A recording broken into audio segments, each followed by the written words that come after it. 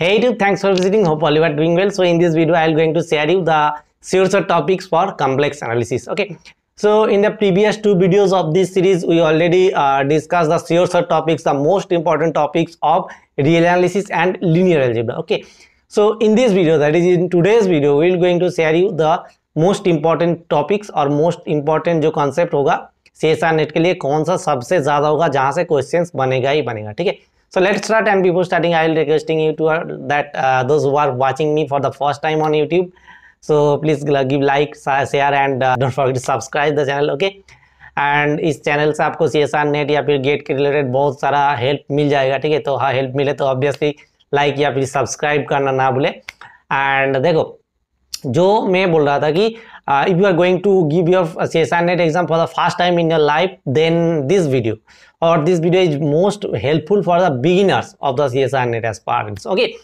So CSR net में जो complex analysis का सिलेबस है बहुत ही लाइट सिलेबस है, मतलब light as compare to linear algebra और रियल एनालिसिस. ओके. सो यहाँ पर 10 to 12 थ्योरम्स है कॉम्प्लेक्स एनालिसिस के, मतलब ये 10 to थ्योरम्स में से क्वेश्चंस, ठीक है, आते ही आते हैं. ठीक है. मतलब आपको क्वेश्चंस को देखकर सिर्फ पकड़ना है, मतलब आइडेंटिफाई करना होगा कि कौन सा थ्योरम्स के ऊपर ये क्वेश्चंस बना है. ठीक है. तो देखो अभी जो हो रहा है क्वेश्चंस पैटर्न में, देखो एक क्वेश्चंस में 2 या फिर 3 या फिर 4 या फिर 5 भी कभी कभी थ्योरम्स का कॉन्सेप्ट एक क्वेश्चन में मतलब इम्प्लीमेंटेशन कर रहा है CSR. ठीक है. तो ये चीजें, तो इसलिए जो है कॉम्प्लेक्स एनालिसिस का क्वेश्चन जो दिन आ रहा है, क्वेश्चन जो लेटेस्ट पेपर्स हो रहा है, थोड़ा बहुत मतलब टफ ही हो रहा है मैं बोलूँगा. ठीक है. तो स्किप दैट. एंड जो इंपॉर्टेंट टॉपिक्स है वो क्या क्या है, मतलब मैं फास्ट आपको शेयर करूंगा कि 10 to थ्योरम्स पार्ट जो है वो कौन सा है. सो फास्ट जो थ्योरम्स है वो है लियोविल थ्योरम. ठीक है. Liouville theorem extended form of Liouville theorem, यहाँ से क्वेश्चंस आपको आएगा ही आएगा. ठीक है. तो एफ को कांस्टेंट दिखाना हो, ठीक है, कोई एक ऑप्शन में बोला है कि एफ इज कांस्टेंट, देन कौन कौन सा थ्योरम आपके दिमाग में आएगा.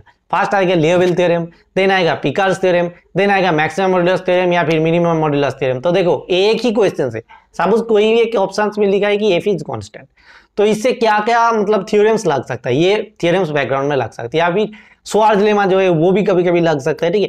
तो श्वार्ट्ज लेमा एक इंपॉर्टेंट तो टॉपिक हो गया. देन ये तो गया थ्योरम्स का नाम बता रहा हूँ मैं. तो देखो और क्या क्या है, आर्गुमेंट प्रिंसिपल है, देन जनरल फॉर्म है आर्गुमेंट प्रिंसिपल का, रॉचीज थ्योरम है, आइडेंटिटी थ्योरम है एंड ओपन मैपिंग थ्योरम है, ये सब है थ्योरम्स. ठीक है. तो ये तो देखो 10 to 12 थ्योरम्स है, आई थिंक बहुत ही इंपॉर्टेंट थ्योरम है. ठीक है. तो इसको छोड़ के और क्या क्या आपको पढ़ना चाहिए, तो एनालिटिक फंक्शन या फिर एनालिटिसिटी, मेरोमॉर्फिक फंक्शन एंड क्या क्या है सिंगुलरिटी. ठीक है. तो यहाँ से क्वेश्चन आएगा ही आएगा.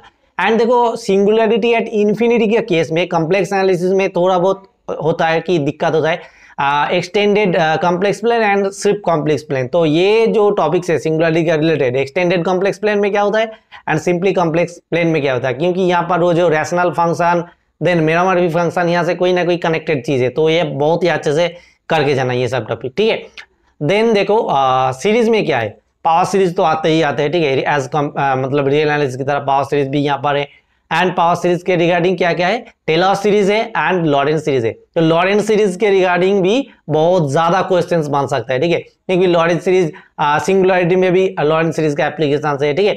मतलब आप देखोगे कि रिमूवेबल की केस में जो नंबर ऑफ टर्म्स होता है, ठीक है, एनालिटिक पार्ट का एंड जो प्रिंसिपल पार्ट होता है लॉरेंट सीरीज में, कभी फाइनाइट होता है, इनफाइनाइट होता है, ये सब वगैरह जो चीज है. ठीक है. एंड आइडेंटिफिकेशन ऑफ सिंगुलरिटी एक बहुत इंपॉर्टेंट टॉपिक है, यहाँ से हर एक साल क्वेश्चन आते हैं. ठीक है.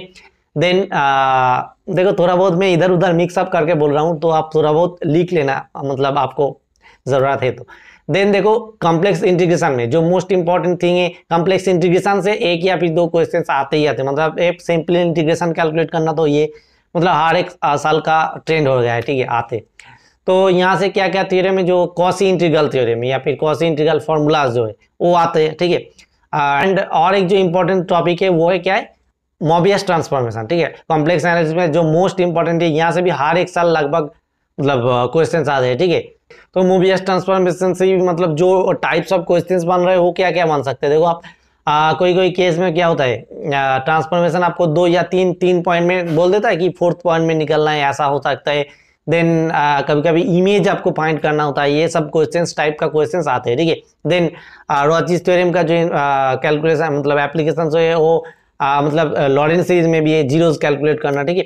तो ये सब है क्वेश्चन। तो कॉम्प्लेक्स एनालिसिस का जो सिलेबस है बहुत ज़्यादा बड़ा तो नहीं है, बट जो सिलेबस है एंड जो टॉपिक्स है कॉम्प्लेक्स एनालिसिस में, हर एक टॉपिक बहुत ही इंपॉर्टेंट है, ठीक है।